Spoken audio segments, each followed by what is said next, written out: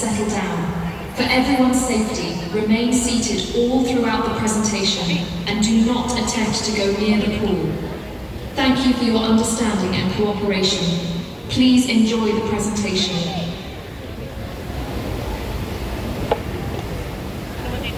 Home to over 8.7 billion species of plants and animals. All living things thrive together.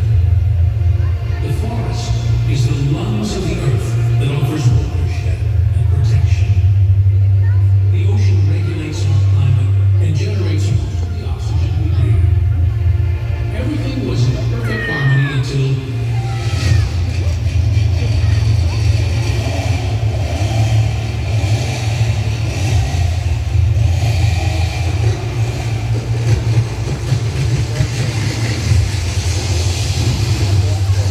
the leading cause of biodiversity loss is deforestation.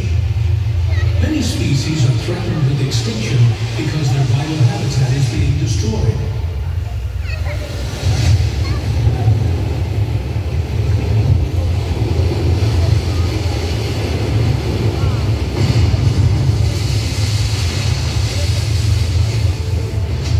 Illegal fishing is a key driver of global overfishing.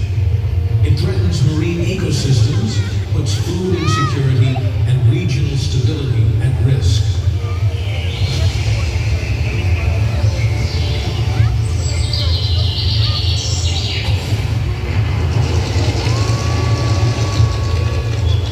As human populations have grown, so has the demand for wildlife. Wild animals are being poached on a massive scale, with millions of individual animals worldwide killed or captured from their native habitats.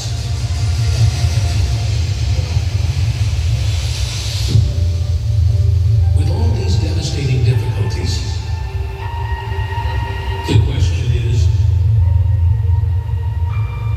who is going to save Mother Earth?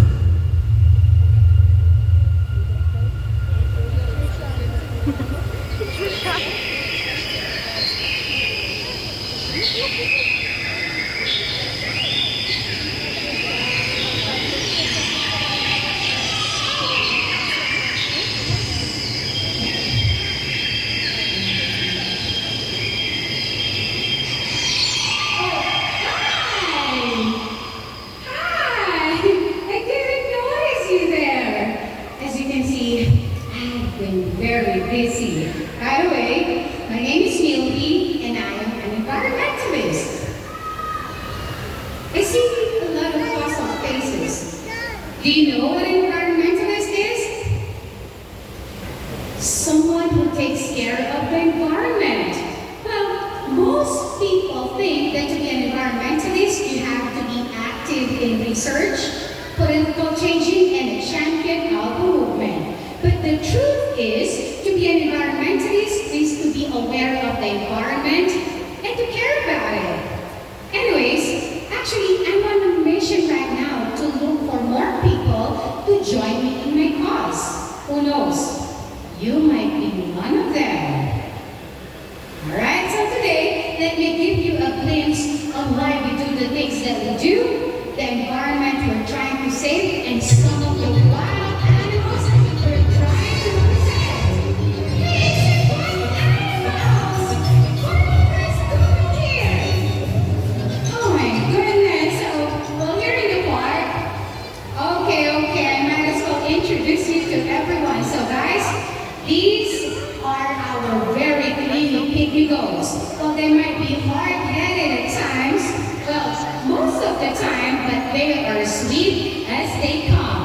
Always remember that goats need to be kept in pairs or even in a group for their mental well-being. Off you go, come on, come on, come on!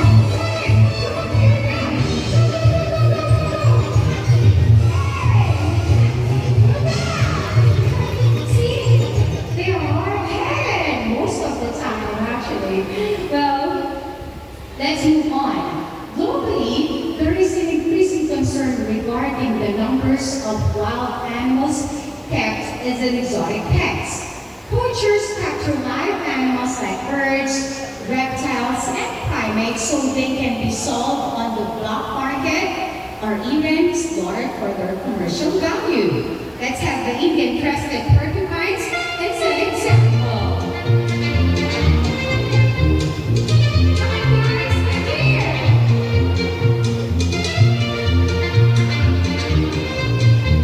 Over here.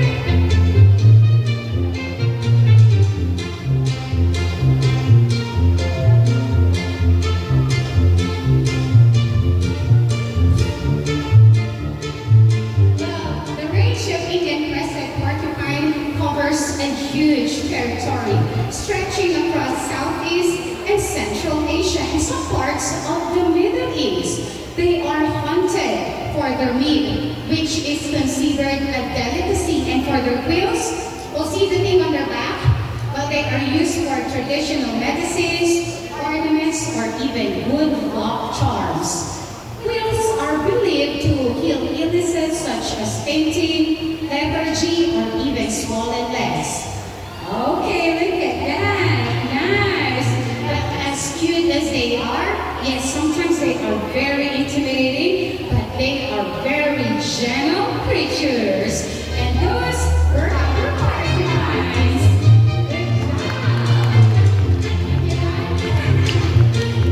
Okay, so actually, guys, that's how they hunt their food in the wild. And those quills, can you see that? Do you have any idea how many are those? Kids, any idea how many? Actually, that's around 30,000 quills. Amazing, right? Goodbye!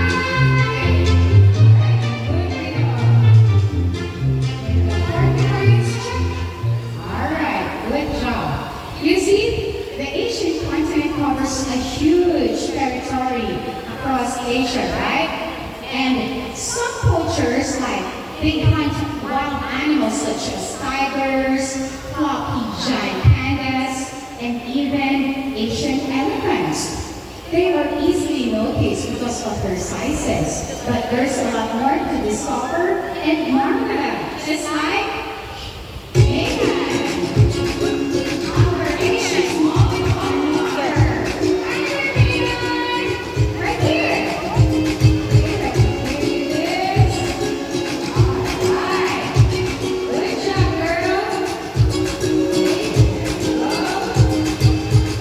Well, just like other animal friends, Megan is an ambassador of the art that supports education and conservation goals.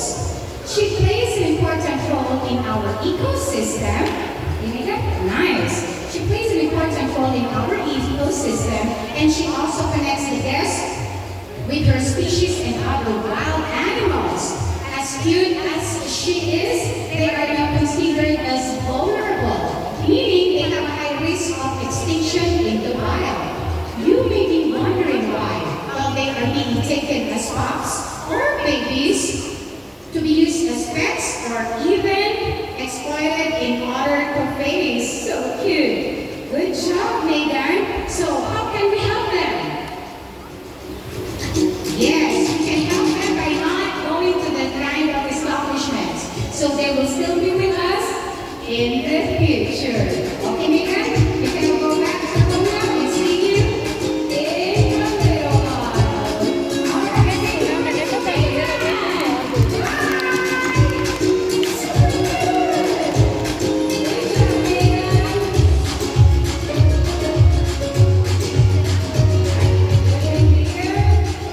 There you go. Megan, our otter. We're good. Check. Okay.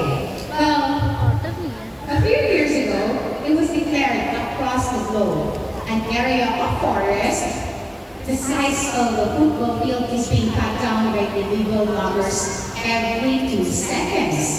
Sadly, it is still happening now despite the efforts of enforcement agencies worldwide.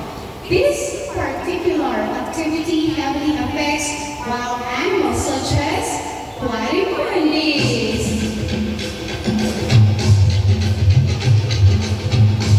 Take it away, guys!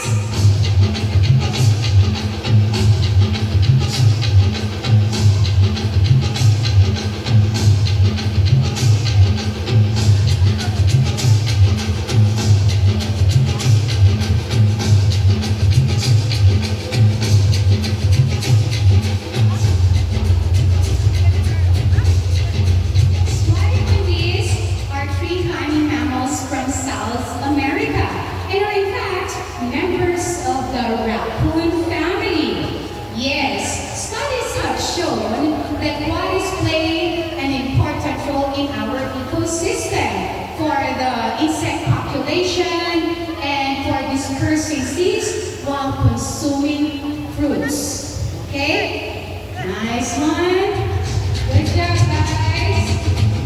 As I was saying, quarries need trees, and we need quarries, and quarries need trees to survive.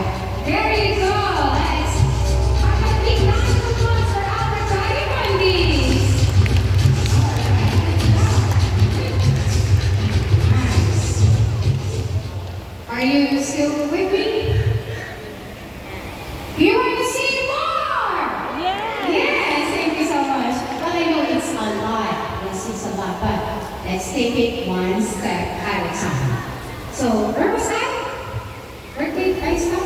Trees, yes, trees. Deforestation removes habitats for many wild animals. Yes, wild animals.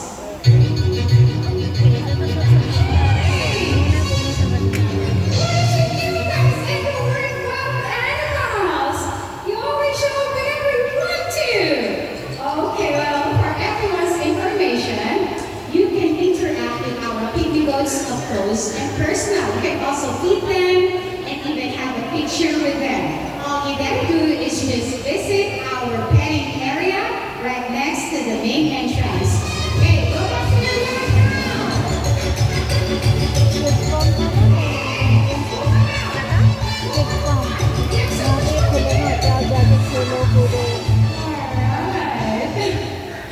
As I was saying, deforestation removes habitats for many wild animal species who are driven out beyond the confines of their natural environment, wherein they may become more likely to clash with humans. And that's the case for the raccoons. So these tree climbing mammals love to live in hollow trees and love searching their food in their natural habitat. But because of deforestation, they have learned to live with humans. So, kids, where do they find their food? Where do they get it? Exactly, in our garbage. Well, raccoons have learned that human garbage are reliable sources of accessible food. They have learned to live in our urban environments rather than seeking untouched natural elsewhere. Yes, for us humans, the smell is really disgusting, but for the raccoons, the smell and taste of our garbage is very appealing. Okay, I think they got what they're looking for. Let's say goodbye to our raccoons. Bye! Super cute! Look at that! Nice. Now I'm done with the raccoons.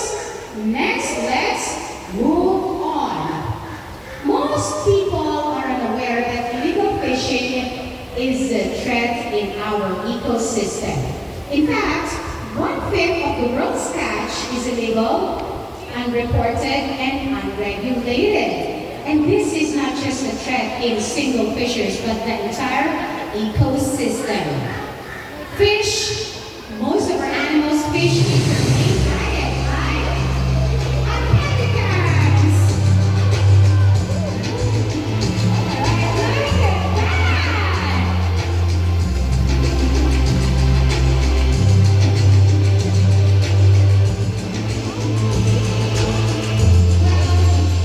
An adult pelican may eat up to 1.8 kilograms of fish, and that's just for a single individual.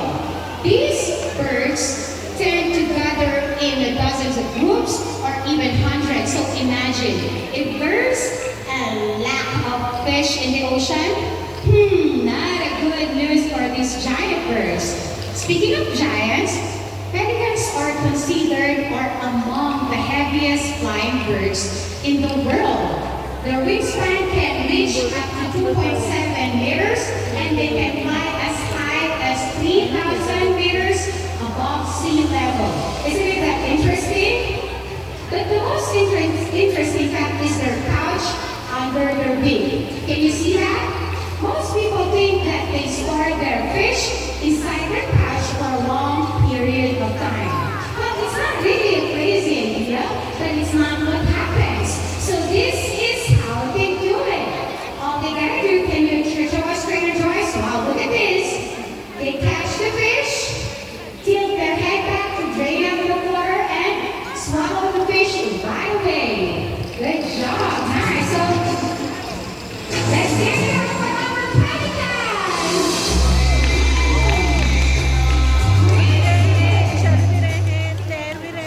Beautiful birds, right? But you know what? Not all birds who stay in the water primarily eat fish. There are some that loves to swim around, but love to speed on plants. Known for their beauty, grace, and elegance, these are our swans.